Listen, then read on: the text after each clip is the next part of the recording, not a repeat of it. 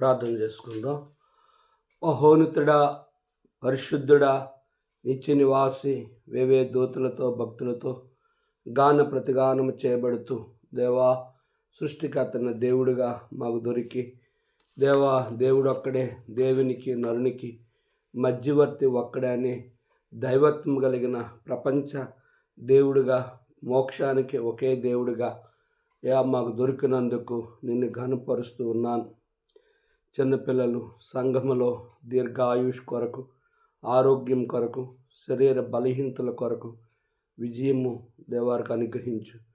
దేవ బాల్యం నుంచే దైవ జ్ఞానమును వివేకము కలిగి వారి తల్లిదండ్రులతో కలిసి మరి కుటుంబ ప్రార్థనలో వారి జీవితాల్లో సాతాను యొక్క ప్రభావం నుంచి వారి విడుదల పొందినట్లుగా ప్రార్థిస్తున్నాను. చిన్నాడే వారు పాపక్షమాపణ కలిగి ప్రభువా నీ రాజ్యమును పొందుకున్న వారుగా వారి రక్షణ కార్యం వారిలో జరిగించి చిన్నతనము నుంచే ఔదార్యమును కలిగి ఇతరులకు ధర్మకార్యం, ఇతరులకి మేలు చేసి పిల్లలుగా ఇతరుల కొరకు ప్రార్థించే బిడ్డలుగా వారిని తీర్చిదిద్దు. ఈ సమయంలో నీ సన్నిధి మాకు తోడుగా ఉండమని యేసు నామంలో వేడుకుంటున్నాం తండ్రి, ఆమేన్.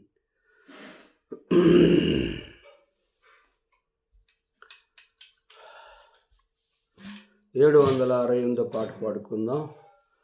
ప్రభువా నీవే నమ్మకమైన సామార్యుడవు, ప్రభువా నీవే నమ్మకమైన సామార్యుడవు, ఎంతో గొప్ప అద్భుతమైన ప్రశాంతుడా దయాళుడా, ఎంతో గొప్ప అద్భుతమైన ప్రశాంతుడా దయాళుడా, ఇహ పారమందు నివసించువారు నీ నామమున మోకరింతురు, ఇహ పారమందు నివసించువారు నీ నామమున మోకరింతురు,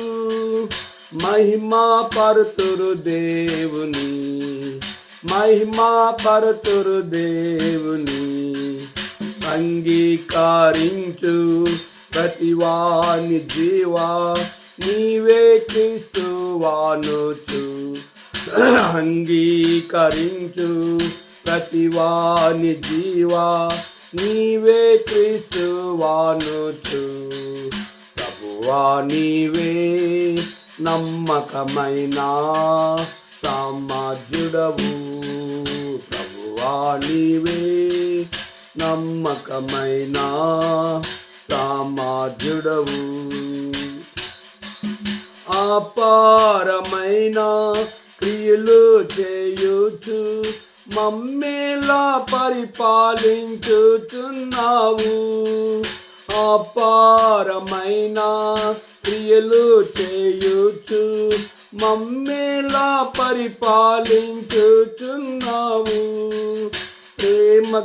ప్రేమగల ప్రభువా, ప్రేమగల ప్రభువా, పాపిని రక్షింప ఇహమును కరిగి గొప్ప రక్షణానికే, పాపిని రక్షింప ఇహమున కరిగి గొప్ప రక్షణానికే, ప్రభువా నీవే నమ్మకమైన సామార్యుడవు, ప్రభువా నీవే నమ్మకమైన సామార్యుడవు, ఎంతో గొప్ప అద్భుతమైన ప్రశాంతుడా దయాళుడా, ఎంతో గొప్ప అద్భుతమైన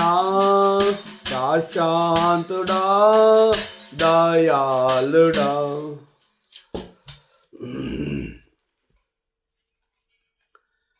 2 కొరింథీ పత్రిక 7వ అధ్యాయము చివరి వర్తమానాన్ని ధ్యానించుకుందాం. 12వ వచనం నుంచి, నేను మీకు వ్రాసినను ఆ దుష్కార్యము చేసిన వాని నిమిత్తము వ్రాయలేదు, వాని వలన అన్యాయం పొందిన వాని నిమిత్తమైనను రాయలేదు. మా యెడల మీకున్న ఆసక్తి దేవునిదుట మీ మధ్య బాహాటం అగుటకే వ్రాసి తిని. శ్రేష్టాంబు గ్రంథములో అచోట చూచిన ఆధరణయున్నది, సుఖదుఖములో వాగ్దానమున్నది. విశ్వాసముంచి ధ్యానించుడి, విశ్వాసముంచి ధ్యానించుడి. ప్రభునందు ప్రియమైన యెహోవా ఈరే అనే ఛానల్లో యూట్యూబ్ పరిచర్యలో దేవుని వాక్యం వింటున్న సేవకులకు, పరిశుద్ధులకు, అన్యజనులైన మా ప్రియులకు ప్రభువు నామములో శుభములు లేదా వందనాలు చెల్లిస్తూ ఉన్నాం. మరి గత వారం నుంచి దేవుని వాక్యాన్ని వాట్సాప్ ద్వారా వాక్యాన్ని అందించలేకపోయాను కనుక వాట్సాప్ సెల్లలో ఇబ్బంది కలిగించిన కారణం చేత అందించలేకపోయాం. దయతో క్షమించండి. కనుక 2వ కొరింథీ పత్రిక 4వ అధ్యాయము 12వ వచనం ముందుగా మనం చూస్తే, మీరు దేవుని చిత్తము 11వ వచనం, మీరు దేవుని చిత్త ప్రకారము పొందని ఈ దుఃఖము ఎట్టి జాగ్రత్తను, ఎట్టి దోష నివారణకైనను, ప్రతివాదమును, ఎట్టి ఆగ్రహమును, ఎట్టి భయమును, ఎట్టి అభిలాషను, ఎట్టి ఆసక్తిని, ఎట్టి ప్రతిదండనను మీలో పుట్టించునో చూడుడి.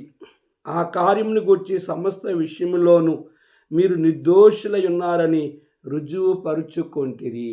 ఓ కొరింథీ సంఘస్థులారా, మీరు దేవుని చిత్త ప్రకారము పొందిన ఈ దుఃఖము ఎటువంటిదని 10వ వచనం గమనిస్తుందంటే, దైవ చిత్తానుసరణ దుఃఖము రక్షణార్థమైన మారు మనసు కలుగు చేయును. ఈ మారు మనసు దుఃఖమును పుట్టించదు. అయితే లోక సంబంధమైన దుఃఖము మరణమును లేదా దుఃఖమును కలుగు చేయును అనేది పౌలు ఈ 2వ కొరింథీ ఈ ఉత్తరాన్ని రాస్తూ పౌలు వారిని ప్రోత్సహిస్తూ ఈ రీతిగా దైవ చిత్తానుసరణ దుఃఖము రక్షణార్థమైన మారుమనసు కలుగు చేస్తుంది. దైవ చిత్తానుసారంగా ఒక వ్యక్తి రక్షించబడకపోతే, మారుమనసు పొందకపోతే అది దుఃఖము కలుగు చేస్తుంది అని చెప్తూ, కనుక మీరు దేవుని చిత్త ప్రకారము మీరు దుఃఖము అనిపించినట్లయితే ఎట్టి భయమును, ఎట్టి ఆగ్రహమును, ఎట్టి అభిలాషను గనుక మీలో పుట్టించునో చూడుడి. వాటన్నిటి విషయంలో మీరు నిర్దోషులై ఉన్నారని రుజువుపరుచుకొంటిరి.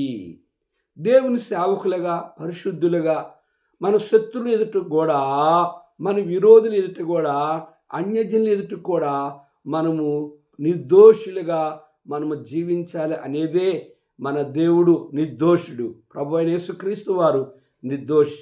యోసేపు తన అన్నదమ్ముల విషయంలో నిర్దోషి.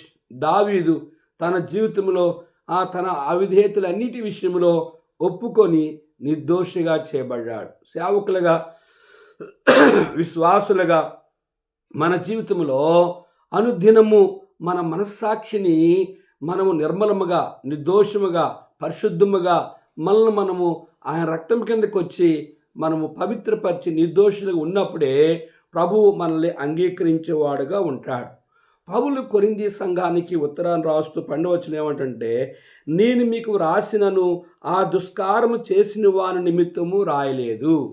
సంఘములో చాలామంది దుష్కార్యములు, మారుమనసు లేనివారు, రక్షణ లేనివారు, బాప్తిసం లేనివారు, బల లేనివారు, ఆరాధన లేనివారు, దేవుని ఎదుట కృతజ్ఞత భావము లేనివారు, చాలామంది దేవునికి విరోధముగా పాపము, మోసము, అన్యాయము, చెడుతనము కలిగిన అవిశ్వాసులు, అపనమ్మకస్తులు సంఘంలో ఉంటారు.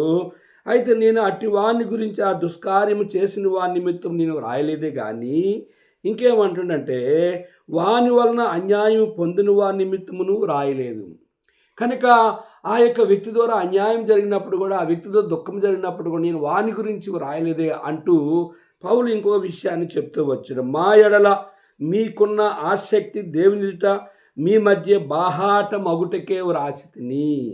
మీరు మా ఎడల గనుక మా ఎడల మీరు విశేషమైన ఆసక్తి దేవుని ఎదుట కనపరిచారు గనుక బాహాటముగా మీరు కనపరిచినందుకే మీకు ఈ ఉత్తరాన్ని రాస్తున్నాను. ఓ కొరింథీ సంఘస్థులారా, మీరు మా ఎడల చూపిన ప్రేమ, మీరు మా ఎడల దేవుని ఎడల చూపిన ఆ యొక్క దేవుని ఎదుట మీ మధ్య బాహాటం అగుటకే అనేక దేవునికి పరిశుద్ధులకి ఆత్మ సంబంధమైన వారికి ఆత్మ సంబంధమైన సేవకులకి మీరు మమ్మల్ని ఏ రీతిగా ప్రేమించారో, ఏ రీతిగా ఆసక్తి దేవుని ఎడల మా ఎడల కలిగి ఉన్నారో ఆ విషయాన్ని రాస్తున్నాను. కానీ దుఃఖము కలుగు చేసిన వ్యక్తుల గురించి కానీ అన్యాయం చేసిన వారి గురించి నీవు రాయలేదు. దీని అర్థం ఏంటి అని మనం గమనించినట్లయితే, సంఘములో అవిశ్వాసులు ఉంటారు, సంఘములో మేకలుగా ఉంటారు, సంఘములో ఇసుక మీద ఇల్లు కట్టేవారు ఉన్నారు, సంఘములో బుద్ధిహీనులు ఉన్నారు, సంఘములో దేవుని మాట వెళ్ళలేని వారు ఉన్నారు, సంఘములో గనుక విశ్వాసం లేని వారు ఉంటారు, సంఘములో రక్షణ అనుభవం లేని వారు ఉంటారు, సంఘములో దేవుని ప్రేమించలేని వారు ఉంటారు. కనుక వీరందరూ నశించి ఎక్కడికి పోతారు అంటే నరకానికి పోతారు. అందుకే మనము లేఖనంలో చూసినట్లయితే ఒక వ్యక్తి ఆ గోధుమ సేను మధ్యన ఆ యొక్క జోడని లాగిస్తుంటే లేదు దాన్ని తీసినట్లయితే గోధుమ దెబ్బ వస్తుంది కనుక రెండింటిని కోతకాలం వరకు ఎదనియండి. గొల్లవాడు గొర్రెల్ని మేకల్ని పగలంతా మేపుతాడు, పొద్దుపోయినప్పుడు వేరు చేస్తాడు. అలాగే ముందుగా గురుగు మొక్కలు కట్ చేయండి, వాటిని కట్టలు కట్టి బయట వేయండి.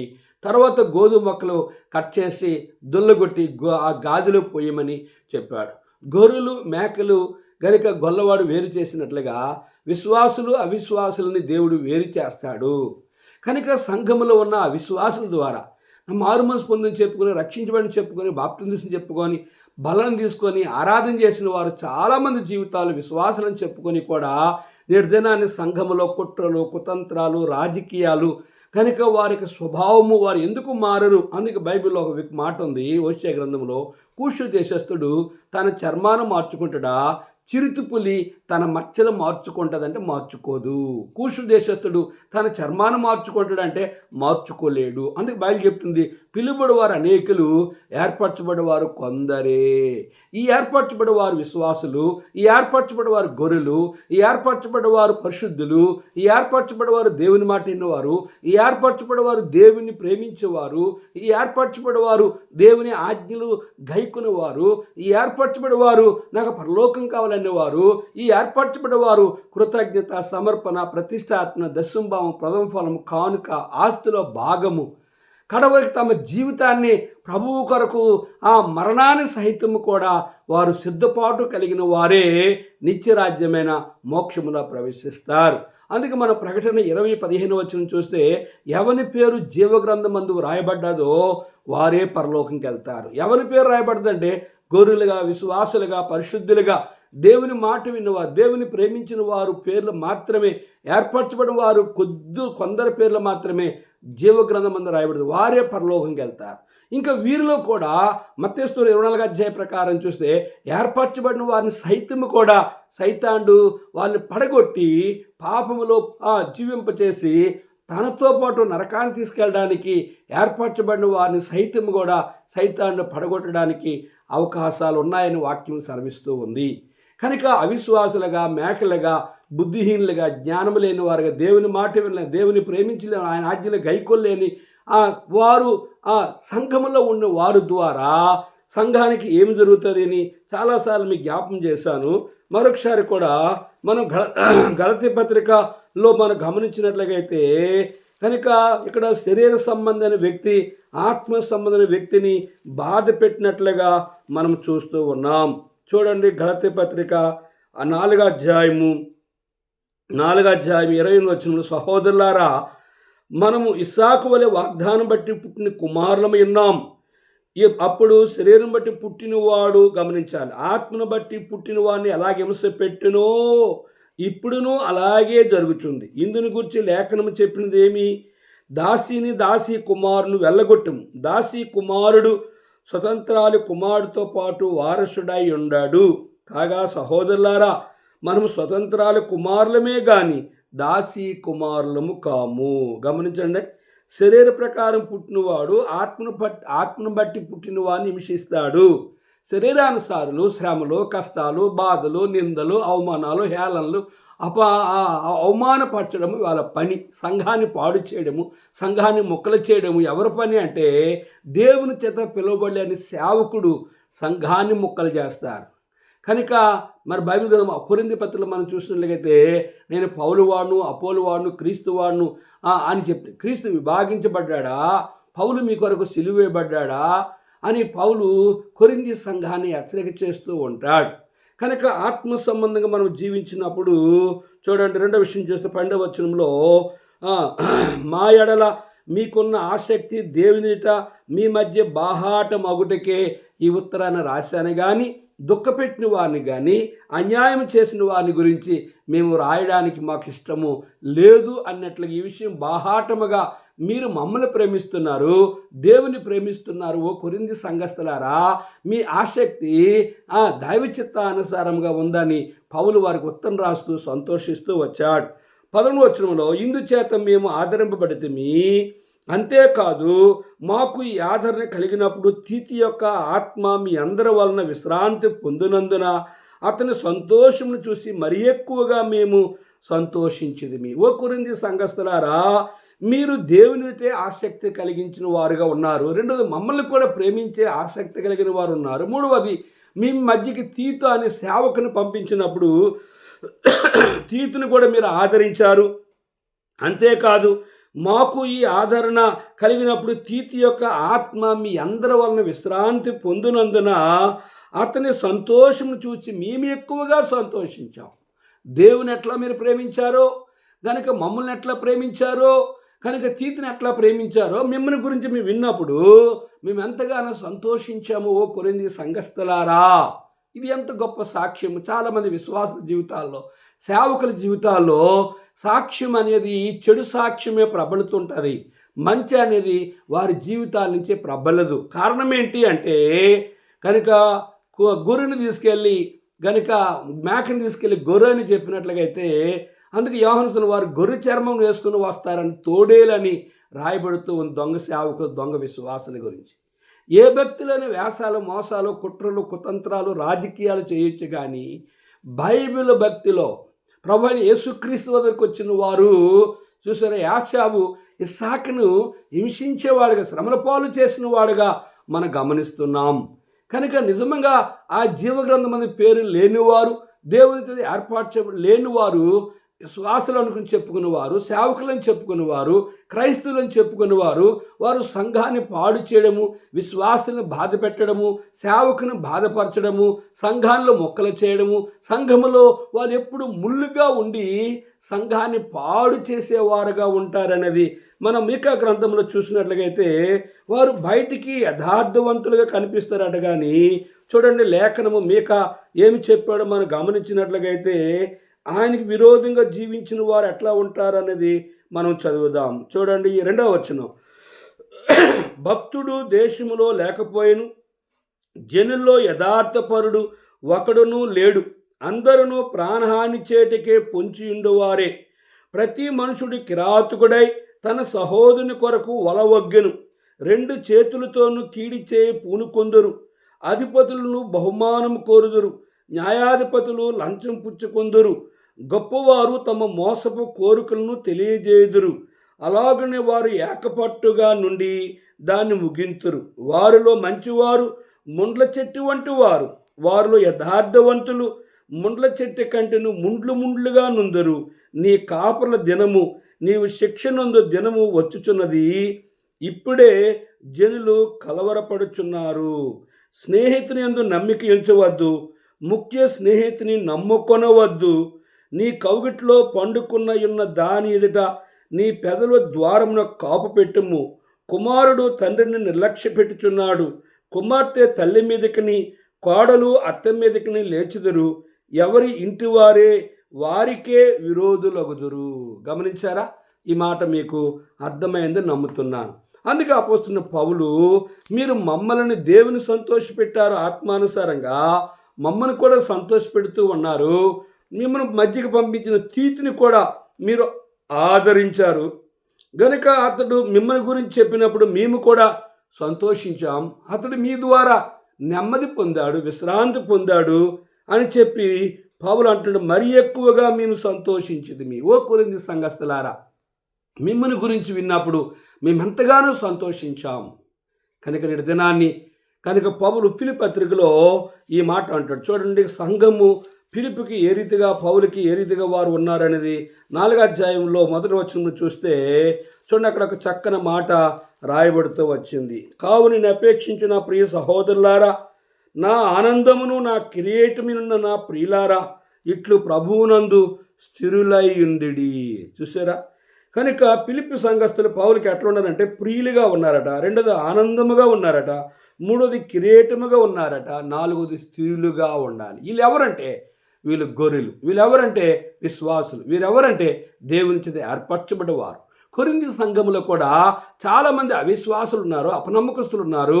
వారి ద్వారా సంఘానికి నష్టము, వారి ద్వారా సేవకు నష్టము, వారి ద్వారా పరిచర్యకి నష్టము కలిగిన వారుగా ఆ రోజుల్లో కాదు, ఈ రోజుల్లో కూడా చాలామంది ఆయన పనికి విరోధకరముగా దుర్మార్గులుగా జీవించేవారుగా చాలామంది క్రైస్తవులు ఉన్నారు. విశ్వాసులు అనుకున్న వారు, దేవుని ఏర్పాటు లేని వారు ఉన్నారు. దేవుని ఏర్పాటు లేని సేవకులు, సేవకురాలు కూడా వాళ్ళు దేవునికి విరోధకరముగా జీవించేవారుగా మనకు అగపడుతున్నారు. 14వ వచనంలో ఏలనగా నేను అతని ఎదుట మీ విషయమే ఏ అతిశయపు మాటలు చెప్పినాను నేను సిగ్గుపరచబడలేదు. కనుక తీతుకి ఎదుట మీ గురించి నేను ఏ విషయం చెప్పినప్పుడు కూడా ఏ అతిశయపు మాటలు చెప్పినా నేను సిగ్గుపరచబడలేదు. పౌలు అంటున్నాడు, ఓ కొరింథీ సంఘస్థులారా, మిమ్మల్ని గురించి అతడు సంతోషించాడు, అతడు విశ్రాంతి పొందాడు, ప్రభువు మిమ్మల్ని గురించి సంతోషిస్తున్నాడు, మేము సంతోషిస్తున్నాము, మీ గురించి చెప్పడానికి నేను సిగ్గుపడలేదు అని పౌలు స్పష్టముగా కొరింథీ సంఘానికి ఈ ఉత్తరాన్ని రాస్తూ ఉన్నాడు. ఇంకేమన్నాడంటే, మేము ఎలాగూ అన్నిటినీ మీతో నిజము చెప్పితమో అలాగే మేము తీతు ఎదుట మీ విషయమే చెప్పిన అతిశయపు మాటలు నిజమని కనబడెను. మేము మీ ఎదుట ఏదైతే నిజము చెప్పామో అలాగే మీరు కూడా తీతు ఎదుట నిజమే చెప్పారు. అది విన్నప్పుడు మేము సంతోషించాం. ఇద్దరు క్రైస్తవులు కలిస్తే వీళ్ళ గుట్లు వాళ్ళు లాగుతారు, వాళ్ళ గుట్లు వీళ్ళు లాగుతారు. ఇద్దరు సేవకులు కలిస్తే వీళ్ళ రహస్యాలు వాళ్ళు లాగుతారు, వీళ్ళ రహస్యాలు ఈ వ్యక్తి తీసుకొని ఒకరి మీద ఒకరు దాడి చేసేవారుగా, ఒకరి విషయాలు ఒకరు ఇతరులకి చెప్పగలిగేవారుగా ఉంటారు తప్ప ఇతరులు మేలును, ఇతరులు క్షేమాన్ని, ఇతరులకి ఆశీర్వదకరముగా ఉండేవారు చాలా తక్కువగా నేటి దినాన్ని కనిపిస్తున్నారు. పౌలు ఇదే విషయాన్ని చెప్తూ ఏమంటుండంటే, మేము ఎలాగూ అన్నిటినీ మీతో నిజము చెప్పితమో, మీతో మేము ఎలాగ నిజం చెప్పామో అలాగే మేము తీతు ఎదుట మీ విషయమే చెప్పిన అతిశయపు మాటలు నిజమని మీ గురించి అతిశయించి తీతు కూడా చెప్పాము, అవి కూడా నిజము అని మేమెంతగానో సంతోషిస్తున్నామని పౌలు స్పష్టంగా ఉన్నాడు. మత్తయి సువార్త 5:8 హృదయ శుద్ధి గల వారు ధన్యులు, వారు దేవుని చూస్తారు. కొంతమంది ఎక్కడొక మాట అక్కడొక మాట్లాడతారు, కొంతమంది మనుషులు ఉన్నప్పుడు ఒక మాట్లాడతారు, మనుషులు లేనప్పుడు ఇంకొక మాట్లాడతారు. అది సైతాను స్వభావము కలిగిన వారుగా మనం గమనిస్తున్నాం. కానీ పౌలైతే కొరింథీ సంఘాన్ని గురించి ఎంతో మేము ఎలాగో అన్నిటినీ మీతో నిజం చెప్పామో అలాగే తీతు ఎదుట మీ విషయమై చెప్పిన అతిశయపు మాటలు కూడా నిజమే.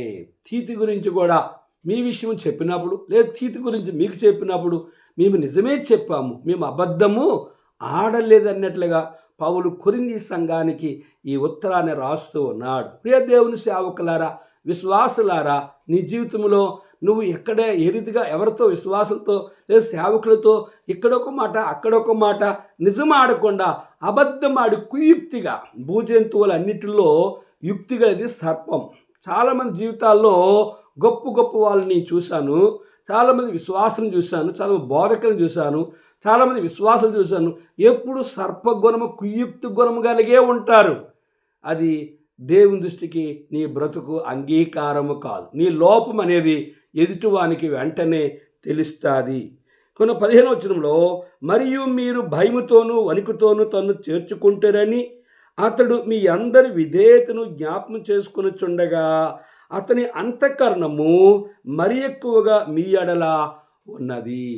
గనుక కొరింథీ సంఘస్థులారా, మరియు మీరు భయముతోనూ వణుకుతోనూ తను చేర్చుకొంటిరని అతడు మీ అందరి విధేయతను జ్ఞాపకం చేసుకొని చూడగా, మమ్మల్ని ఎలాగైతే, దేవుని ఎలాగైతే మీరు ప్రేమించి భయముతోనూ వణుకుతోనూ చేర్చుకున్నారో, అలాగే తీతు ఎడల కూడా మీరు భయముతోనూ వణుకుతోనూ అతను చేర్చుకున్నారని మీ అందరి విధేయతను అతడు జ్ఞాపకం చేసుకుని చుండగా, అతని అంతఃకరణము, అతని హృదయము మీ ఎడల ఎక్కువగా ఉన్నది. గనుక మీరు దేవునికి భయపడ్డారు. పౌలుగా నాతో ఉన్న సేవకులు భయపడ్డారు. మీ మధ్యకున్న యవనస్తుడైన చిన్నవాడైనప్పుడు కూడా, అనుభవములైనప్పుడు కూడా, తీతుని పంపించినప్పుడు కూడా మమ్మల్ని ఎలా ప్రేమించారో, మమ్మల్ని ఎలాగ ఆదరించారో, దేవుని ఎలాగ ప్రేమించారో, ఆయన ఆజ్ఞలు ఎలా గైకొన్నారో మీరు తీతుని కూడా ఆ రీతిగానే ఆదరించారు అనేది. అందుకే తీతు కూడా మిమ్మల్ని, కొరింథీ సంఘముగా ఉన్న మిమ్మల్ని తన అంతఃకరణం లేదా తన హృదయంలో మిమ్మల్ని ఉంచుకున్నాడు. మీ ఎదుట అతడు మీ గురించి అతడు అతిశయించి సంతోషించేవాడు ఉన్నాడని స్పష్టముగా పౌలు ఈ ఉత్తరాన్ని రాస్తూ ఉన్నాడు. ప్రతి విషయంలోనూ మీ వల్ల నాకు ధైర్యము కలుగుతుంది గనుక నేను సంతోషించున్నాను. పౌలు అంటున్నాడు, ప్రతి విషయంలో మీ వల్ల నాకు ధైర్యం కలుగుచున్నది. ఇది ఒక సంఘానికి సేవకునికి ఉన్న సంబంధం, ఒక విశ్వాసికి ఒక సేవకునికి ఉన్న సంబంధం, దేవునికి ఒక విశ్వాసకున్న సంబంధం, దేవునికి ఒక సేవకునికి ఉన్న సంబంధం. కనుక లోకం మాట అంటది, లోకస్తుల మాట. దేవుని ప్రజలు దేవుని మాట అంటారు, దేవుని సేవకుల మాట అంటారు. అందుకే ప్రభు అన్నాడు మత్తయి 10:40, మిమ్మును చేర్చుకునేవాడు నన్ను చేర్చుకుంటాడు, మీ మాట విన్నవాడు నా మాట అంటాడు, మిమ్మును చేర్చుకునేవాడు నేను పంపిన తండ్రిని కూడా చేర్చుకుంటాడు అని ప్రభు స్పష్టంగా చెప్తూ వచ్చాడు. కనుక ప్రియ సహోదరుడా, మన యొక్క జీవితంలో మనము ప్రభువుని ఎట్లా ప్రేమించాలని చూస్తే, ప్రతి విషయంలోనూ మీ వలన నాకు ధైర్యం కలుగుచున్నది గనుక నేను సంతోషించున్నాను. ఈ దినము సేవకులు సంతోషం లేని వారు ఎంతోమంది ఉన్నారు. విశ్వాసుని బట్టి సేవకుని సంతోషం లేని విశ్వాసులు ఎంతమంది ఉన్నారు. సేవకుని బట్టి విశ్వాసుని బట్టి దేవుడు సంతోషించలేని వారు ఎంతోమంది ఉన్నారు. కనుక స్థానిక సంఘములను పిలుపు సంఘస్థులు ఎట్లా ఉన్నారని మనం గమనిస్తే, వారు ఎట్లా ఉన్నారంటే ప్రియులుగా ఉన్నారు, ఆనందముగా ఉన్నారు, కిరీటముగా ఉన్నారు, స్థిరులుగా ఉన్నారు. అందుకే హెబ్రీ పత్రికలో 13వ అధ్యాయంలో ఒక మాట గమనించినట్లుగా అయితే 7వ వచనంలో, మీకు దేవుని వాక్యం బోధించి మీ పైన నాయకులుగా ఉన్న వారిని జ్ఞాపకం చేసుకొని వారి ప్రవర్తన ఫలమును శ్రద్ధగా తలంచుకొనుచు వారి విశ్వాసమును అనుసరించుడి. 17వ వచనంలో, మీ పైన నాయకులుగా ఉన్నవారు లెక్క ఒప్పజెప్పవలసిన వారు వలె మీ ఆత్మను కాయుచున్నారు. వారు దుఃఖముతో ఆ పని చేసిన ఎడల మీకు నిష్ప్రయోజనము గనుక దుఃఖముతో కాక ఆనందముతో చేయనట్లు వారి మాట విని వారికి లోబడి ఉండుడి. లోబడేవారు ఎవరు? సేవకుని మాట వినేవారు ఎవరు? వాక్యాన్ని అనుసరించేవారు ఎవరు? సంఘ క్రమానికి లోబడేవారు ఎవరు? దేవునికి భయపడేవారు ఎవరు? కనుక ఇక్కడ చూస్తే, కనుక వారు దుఃఖముతో ఆ పని చేసిన మీకు నిష్ప్రయోజనము. కనుక పౌలు కొరింథీ సంఘం విషయంలో సంతోషించాడు, తీతు కొరింథీ సంఘాన్ని గురించి సంతోషించాడు. కనుక కొరింథీ సంఘాన్ని గురించి దేవుడు కూడా సంతోషించేవాడుగా ఉన్నాడు. అలాగే ప్రియ దేవుని సేవకులారా, విశ్వాసులారా, నా జీవితంలో మనము దేవుని సంతోషపెట్టేవారం ఉండాలి. పౌలు అంటాడు, గలతీ పత్రికలో చాలాసార్లు చెప్పాను, గలతీ పత్రిక 1వ అధ్యాయంలో మనం ఒక విషయాన్ని గమనించినట్లుగైతే ఇక్కడ ఒక చక్కని మాట అంటాడు పౌలు. చూడండి, ఆ మాట ఎంతగానో నేను ఇష్టపడుతూ ఉంటాను. గలతీ పత్రిక 1వ అధ్యాయం 10వ వచనంలో చక్కని మాట రాయబడుతుంది. ఇప్పుడు నేను మనుషుల దయను సంపాదించుకొన జూచున్నానా, దేవుని దయను సంపాదించుకొన జూచున్నానా, నేను మనుషులు సంతోషపెట్టి గోరుచున్నానా, నేను ఎప్పటికీ మనుషులను సంతోషపెట్టేవాడినైతే క్రీస్తు దాసుడును కాకపోదును. కనుక మనము దేవుని సంతోషపెట్టాలి. కనుక నిజమైన సేవకుడు దేవుని సంతోషపెడతాడు, నిజమైన విశ్వాసి దేవుని సంతోషపెడతాడు, నిజమైన సేవకుడు తోటి సేవకును సంతోషపెడతాడు. నిజమైన విశ్వాసి నా స్థానిక సంఘ సేవకుని కూడా ఇక్కడ కొరింథీ సంఘములో పౌలు సంతోషించాడు, దేవుడు సంతోషించాడు, తీతు సంతోషించాడు. వారి గురించి తీతు కూడా మంచి తీతు కూడా వచ్చి పౌలుకి కొరింథీ సంఘాన్ని గురించి మంచి సాక్ష్యం చెప్తూ వచ్చాడు. నీ సాక్ష్యము ఎట్లా ఉంది, నీ బ్రతుకు ఎట్లా ఉంది, నీ ఆత్మ జీవితం ఎట్లా ఉంది, ఏ రీతిగా నువ్వు బ్రతుకుతున్నావో నిన్ను నీవే పరిశీలన చేసుకొని నీ అవిధేయతలు ప్రభు దగ్గర ఒప్పుకుంటే యేసు రక్తము ప్రతి పాపము నుండి నిన్ను కడిగి పవిత్రపరుస్తుంది. ఇదే అనుకూల సమయం, ఇదే రక్షణ దినము. సేవకులారా, విశ్వాసులను చెప్పుకునే వారులారా, నామకార్థ క్రైస్తవులుగా, దొంగ విశ్వాసులుగా, దొంగ సేవకులుగా, ఆయన విరోధముగా జీవించిన వారులారా, మీరెవరైనప్పుడు కూడా నీ అతిక్రమములు ప్రభు తన రక్తముతో నిన్ను కడిగి నిన్ను శుద్ధీకరించి నిన్ను క్షమించి మోక్షానికి సిద్ధపరిచేవాడుగా ఆయన నిన్ను ఆహ్వానిస్తున్నాడు. ఆయన మాటలు త్రోసివేసినట్లయితే అగ్నారదు, పురుగు చావదు, పండ్లు కొరుకుట, కేకలు వేయుట, ఏడ్చుట. ఆయన మాటను అంగీకరించినట్లయితే శాంతి, సంతోష, నెమ్మది, ఆనందం. కనుక వారి నోటిని నవ్వు ఉంటుంది, వారి తెల్లని వస్త్రాలను ప్రభువును స్తుతించి ఆరాధిస్తారు. ఆ రాజ్యం నీకు కావాలా? ఇది అనుకూల సమయం, ఇదే రక్షణ దినము. ఉన్న స్థలంలోనే యేసు ప్రభువుకి నీ హృదయాన్ని అప్పగించినట్లయితే ఆయన నిన్ను చూసి కూడా సంతోషించేవాడుగా ఉంటాడు. ప్రార్థించుకుందాం. జీవగల తండ్రి, కొన్ని మాటలు మా ప్రియులు ఉన్నారు అయ్యా, నీ ఏర్పాట్లు ఉన్న వారిని రక్షించు, నరకము నుంచి విడిపించు, నీ రాజ్యం కొరకే సిద్ధపరచుమని యేసు నామంలో వేడుకుంటున్నాం తండ్రి. ఆమేన్. మన పరమ తండ్రి అయిన దేవుని ప్రేమయు, కుమారుడైన యేసుక్రీస్తు వారి కృపయు, పరిశుద్ధాత్మ యొక్క అన్యోన్య సహవాసం, తను ప్రేమించే వారికి యెహోవా ఈరే అనే యూట్యూబ్ పరిచర్యలో దేవుని వాక్యను ప్రతి బిడ్డకును తోడుండి ఆశీర్వదించునుగాక. ఆమేన్. ప్రభువా నీవే నమ్మకమైన సామర్థ్యుడవు, ప్రభువా నీవే నమ్మకమైన సామర్థ్యుడవు, ఎంతో గొప్ప అద్భుతమైన ప్రశాంతుడా, దయాళుడా, ఎంతో గొప్ప అద్భుతమైన ప్రశాంతుడా, దయాళుడా. Praise the lord.